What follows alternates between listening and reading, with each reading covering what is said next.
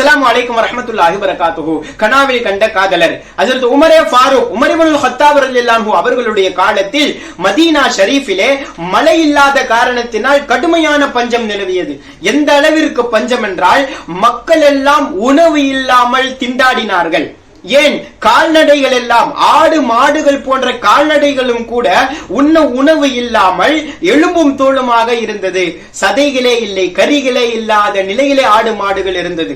இந்த நிலையிலே பிலால் இப்னு ஹாரிஸ் ரலியல்லாஹு அன்ஹு அவர்களுடைய குடும்பத்தினர்கள் எல்லாம் அவர்களிடத்திலே கூறினார்கள், நாமே பசியிலே இருக்கிறோம், நம்மிடத்திலே இருக்கக்கூடிய ஆட்டை நீங்கள் குர்பானி கொடுங்கள், அதனுடைய கரிகளை மாமிசங்களை நாம் சமைத்து சாப்பிடலாம் என்று சொன்ன பொழுது பிலால் ரலியல்லாஹு சொன்னார்கள், ஆட்டை குர்பானி கொடுக்க வேண்டும் என்றால் அதிலே கரிகள் மாமிசங்கள் ஏதாவது இருக்க வேண்டும் அல்லவா, அதுவே எலும்பும் தோளுமாக மெலிந்திருக்கிறது, அதை எப்படி நாம் அறுப்பது என்று சொன்னார்கள்.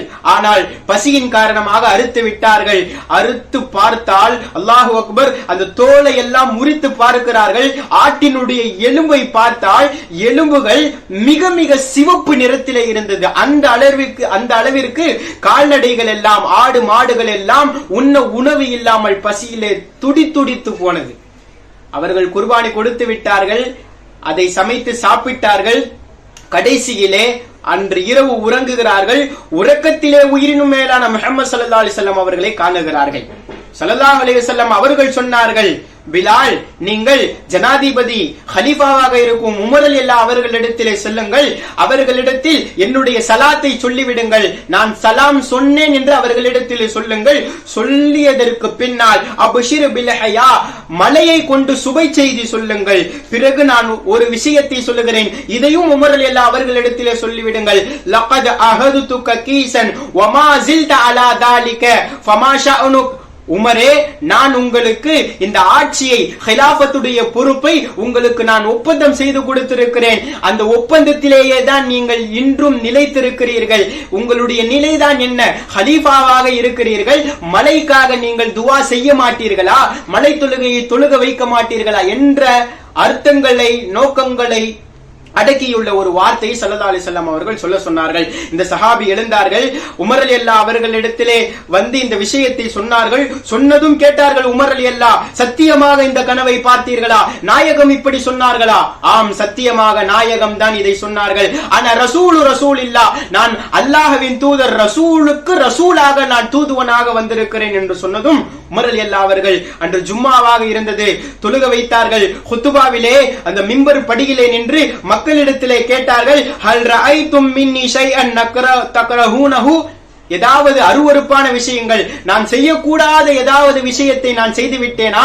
அப்படி செய்த நிலையிலே நீங்கள் என்னை காணுகிறீர்களா என்று கேட்ட பொழுது, உமரே, நீங்கள் எதுவுமே அப்படி செய்யவில்லையே, நல்ல விஷயங்களை தானே செய்து கொண்டிருக்கிறீர்கள் என்று சொல்லி மக்கள் எல்லாம் சொன்னார்கள், ஆம், நாம் புரிந்து கொள்ளுகிறோம். ஸல்லல்லாஹு அலைஹி வஸல்லம் மலைக்காக தொழுக சொல்லுகிறார்கள், உங்களை தொழ வைக்க சொல்லுகிறார்கள், துவா செய்ய சொல்லுகிறார்கள் என்று சொன்னதும் உமர் ரலியல்லாஹு அவர்கள் மலை தொழுகையை தொழுக வைத்தார்கள். தொழுக வைத்து விட்டு ஹுதுபா நிகழ்த்தினார்கள். சுருக்கமாக ஹுதுபா நிகழ்த்தி முடித்ததற்கு பின்னால் மலைக்காக அல்லாஹ்விடத்திலே துவா செய்தார்கள். அல்லாஹும்ம அஜஸத் அன்னா அன்சாருனா வ அஜஸனா ஹவுலுனா வ குவத்துனா வ அஜஸத் அன்னா அன்ஃபுஸனா.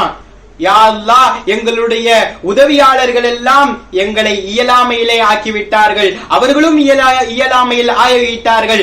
அதே போல் எங்களை சுத்தி உள்ள அனைவரும், எங்களுடைய பலங்களும், ஏன் நாங்களே எங்களின் மீது இயலாமையில் ஆகிவிட்டோம். வலா ஹவுல வலா குவத்த இல்லா பில்லாஹ். யா அல்லாஹ், உன்னை தவிர குவத்தும் சக்தியும் யாருக்கும் இல்லை, எங்களுக்கு மழையை கொடு யா அல்லாஹ். அல்லாஹும்ம அஸ்கினல் கைஸ வஹீல் இபாத வல் பிலாத். உன்னுடைய மழையை பொழிய செய்து உன்னுடைய அடியார்களையும் உன்னுடைய இந்த கிராமங்களையும் ஊர்களையும் நீ உயிர்ப்பித்து விடு ரப்பே என்பதாக துவா செய்தார்கள். உடனடியாக மழை கொட்டோ கொட்டோ என்று கொட்டியது.